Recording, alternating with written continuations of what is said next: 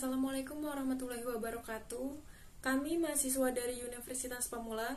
Video ini dibuat untuk menyelesaikan salah satu tugas kelompok di mata kuliah Akuntansi Keuangan Lanjutan 2 dengan dosen pengampu Bapak Sutandijo, SEMAK. Kami dari kelompok 2 terdiri dari 4 anggota, yaitu Aditya Ika Putri Arakundo, Vira Aini Azadila, Maria Tuti Sundaria Sialagan, dan saya sendiri, Sanda Apriliani, yang masing-masing bekerja sama dalam memenuhi tugas ini. Nah, di sini kami akan membahas mengenai laporan keuangan konsolidasi metode ekuitas. So, langsung saja simak presentasi berikut ini. Penyusunan laporan keuangan konsolidasi.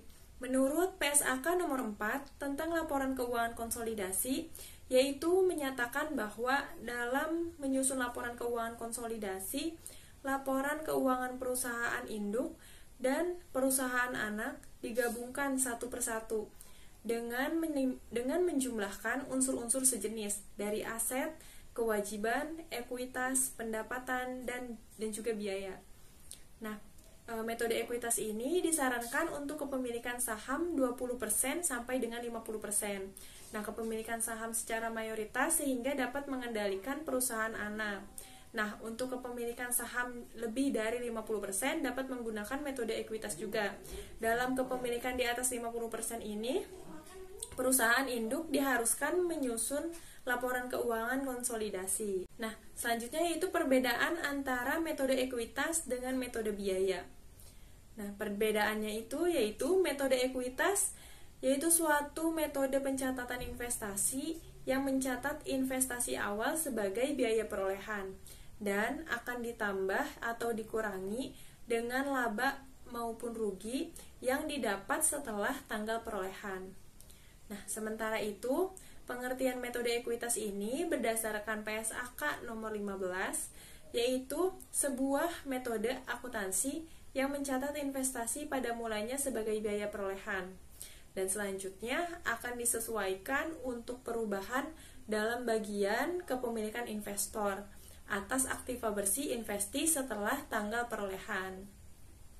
Nah, metode ini berlaku apabila kepemilikan atau kendali perusahaan induk atau investor terhadap perusahaan anak atau investi lebih besar dari 20%.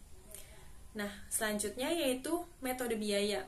Menurut Muammar Hadi 2017, metode biaya ini yaitu suatu metode pencatatan investasi yang mencatat nilai investasi sebagai harga perolehan. Dalam hal ini, penghasilan investasi dianggap sebagai bagi hasil dan tidak mempengaruhi besar investasi dari investor yang bersangkutan. Nah, metode biaya ini digunakan apabila besar kendali atau kepemilikan investor terhadap perusahaan tersebut lebih kecil dari 20%. Selanjutnya yaitu konsep dasar metode ekuitas. Nah, konsep dasar metode ekuitas ini pada dasarnya yaitu memandang investasi sebagai perusahaan induk terhadap perusahaan anak sebagai suatu penyertaan modal.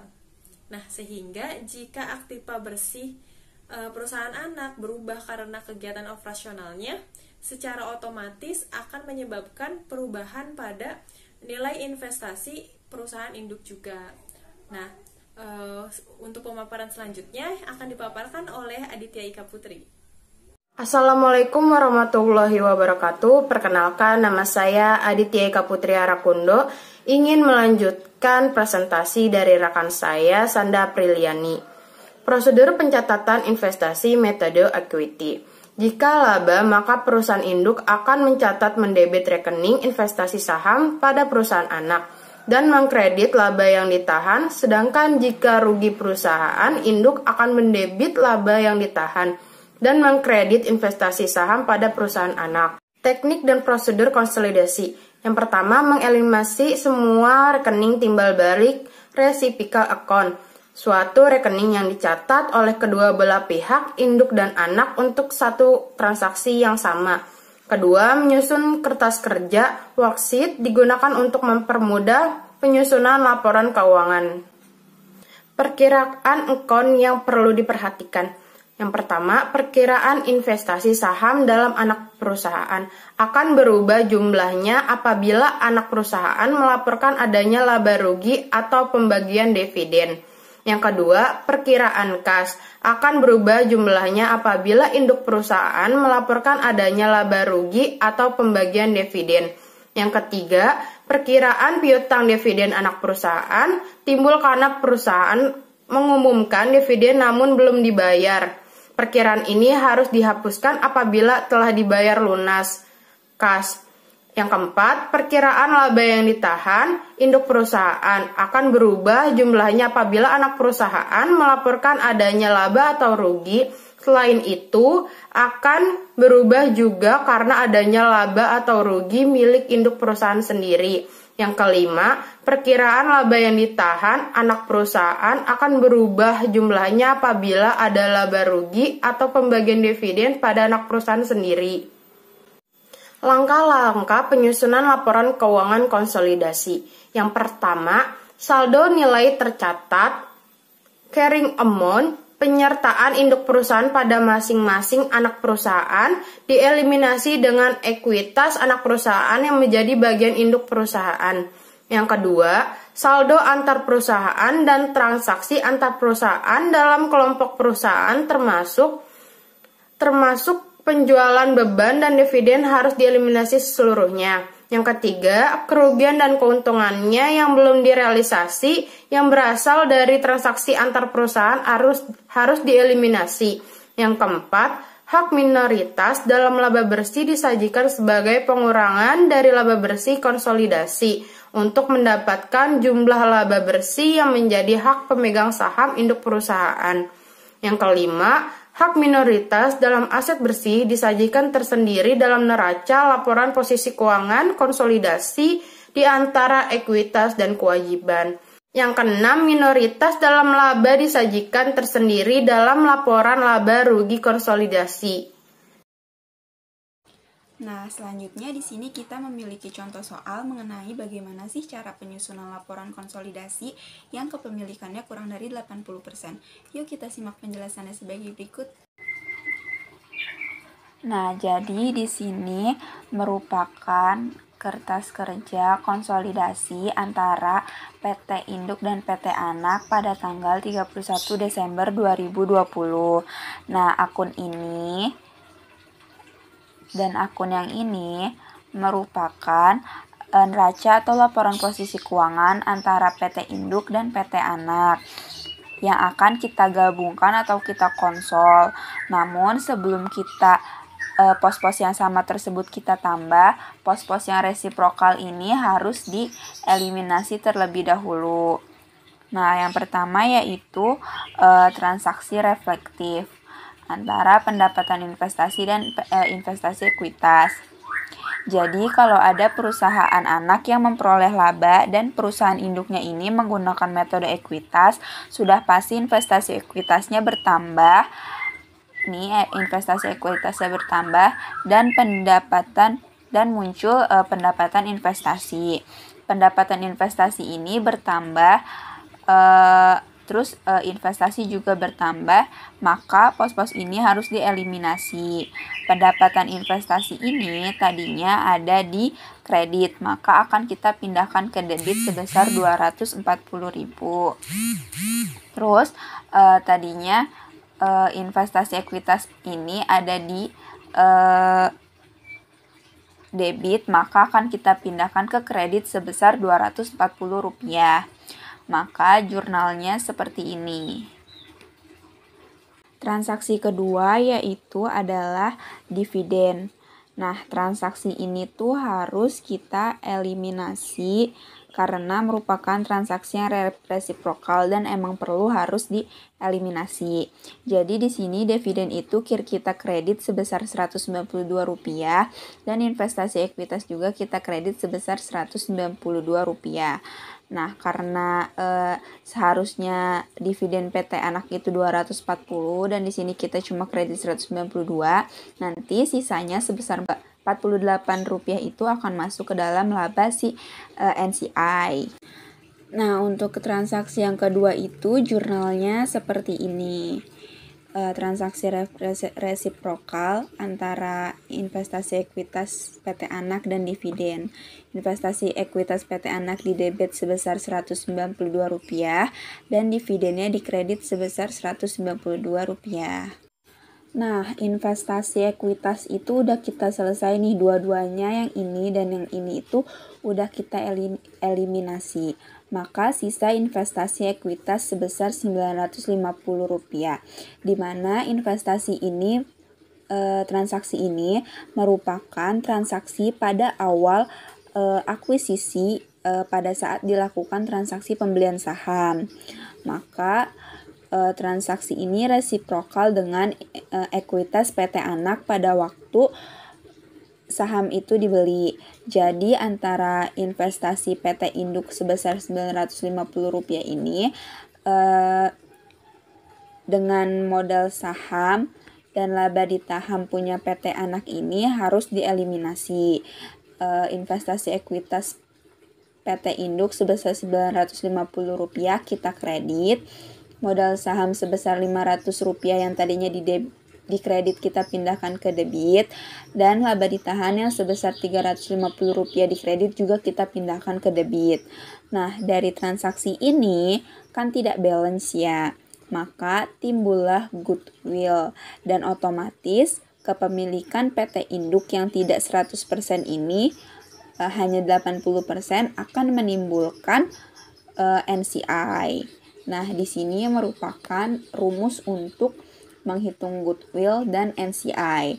Untuk menghitung goodwill didapat dari harga 100% akuisisi yang ini, di mana 100% akuisisi ini tadinya investasi ekuitasnya kan hanya sebesar Rp950 atau 80% ya. Maka Rp950 ini dibagi dengan 80%.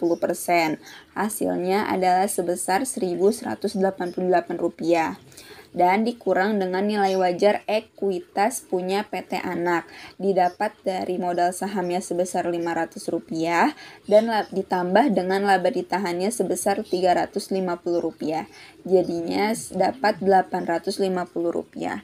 Maka ini kemudian dikurang 1.188 dikurang Rp850, maka dapatlah goodwillnya sebesar Rp338. Nah, goodwill ini kita taruh di debit.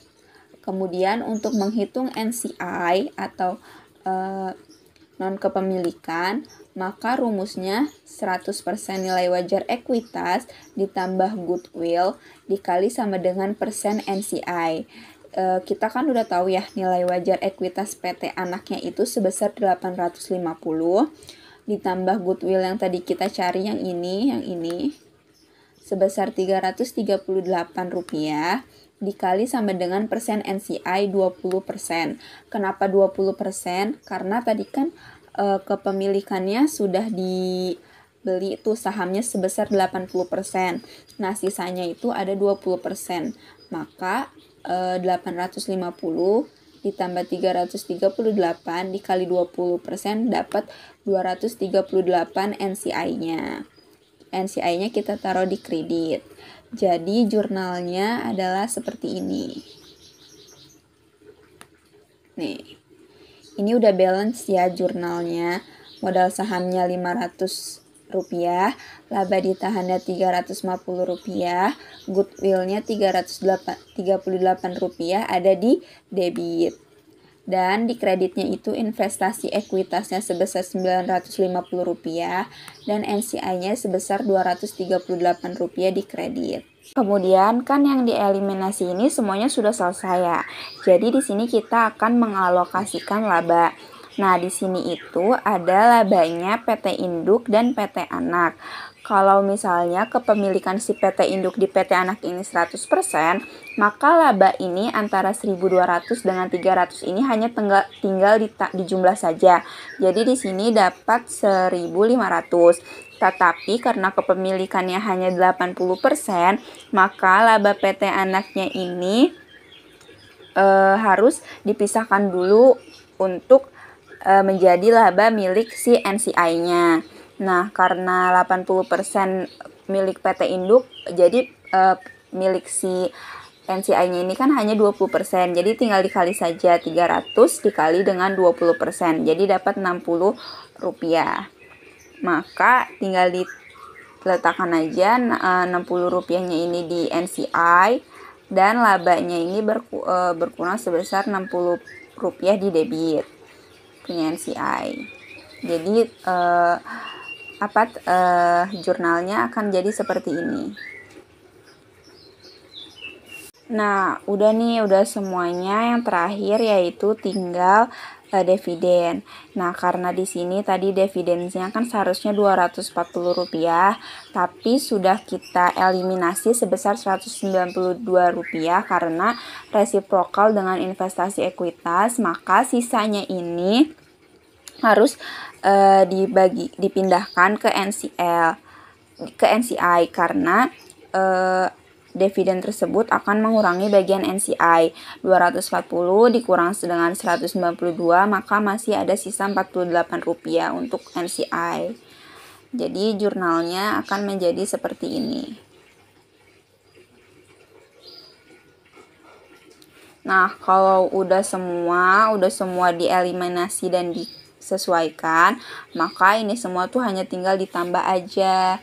Ini ditambah ini dapat segini, ini ditambah ini dapat segini. Terus tinggal kita jumlahin. Ini kan hasilnya udah balance. Jadi udah selesai kalau sudah balance.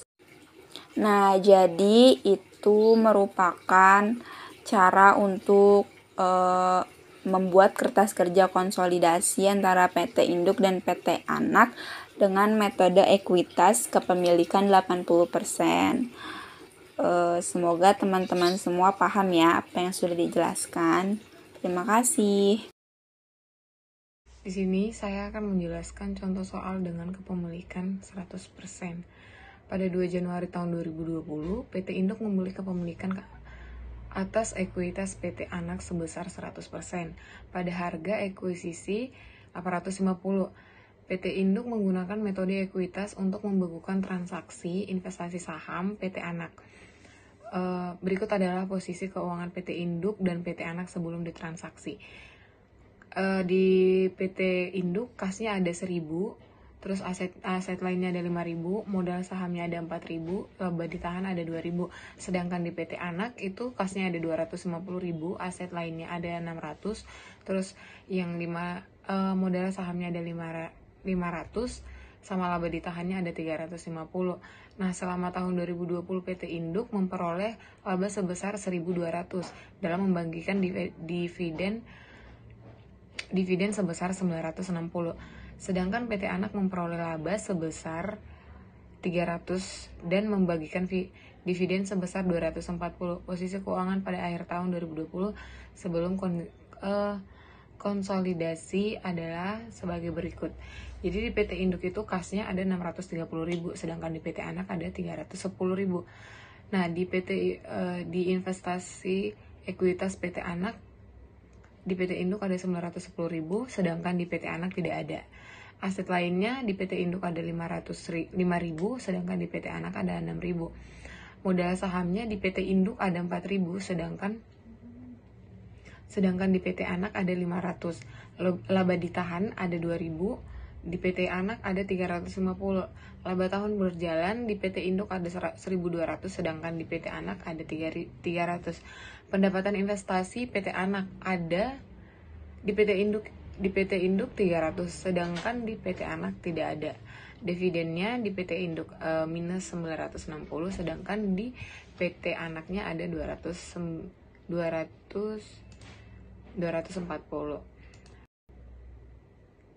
Jawabannya kertas kerja konsolidasi PT Induk dan PT Anak perusahaan pada tanggal 31 Desember tahun 2020 adalah di kasnya itu PT Induk ada 630, sedangkan PT Anak ada 310.000. Eliminasi dan penyusunannya itu di debit kreditnya itu kosong, sedangkan di konsolidasinya itu ada 940.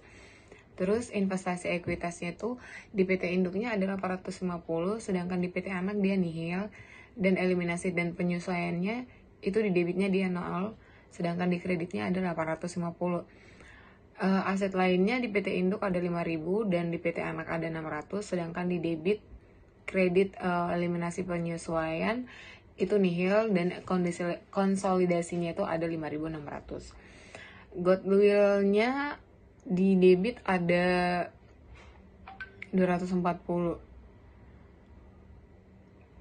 sama modal sahamnya di PT Induknya ada 4.000, sedangkan di PT Anaknya ada 500, terus eliminasi dan penyelesaiannya di debitnya ada 500, sedangkan di kreditnya dia nihil.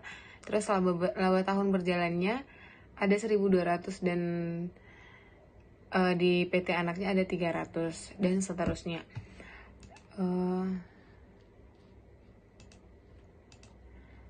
Dan di sini ada ayat jurnal eliminasi, yaitu satu transaksi akuisisi laba ditahan. Nah, laba ditahannya tuh ada 850, goodwill ada 850, sedangkan di goodwillnya dia nihil. Terus investasi ekuitasnya itu di PT Anaknya itu ada, di PT Anak itu ada investasi ekuitas, sedangkan di PT Induknya tidak ada. Nah, untuk transaksi refleks pendapatan di PT Induknya ada 300 ya. Terus di transaksi resiprokalnya itu ada di PT Induk ada 240.000. Nah, PT Induk dan PT Anak perusahaan neraca konsolidasinya itu per tanggal 31 Desember 2020 di kasnya itu ada 940. Aset lainnya ada 5.600, sedangkan goodwill-nya nihil. Terus total asetnya ada 6.540. Modal sahamnya itu ada 4.000. Laba ditahan ada 2.540. Kepentingan non pengendalian itu nihil. Total liabilitas dan ekuitas itu 6.540. Sekian presentasi dari kelompok 2. Apabila ada kesalahan mohon dimaafkan. Terima kasih.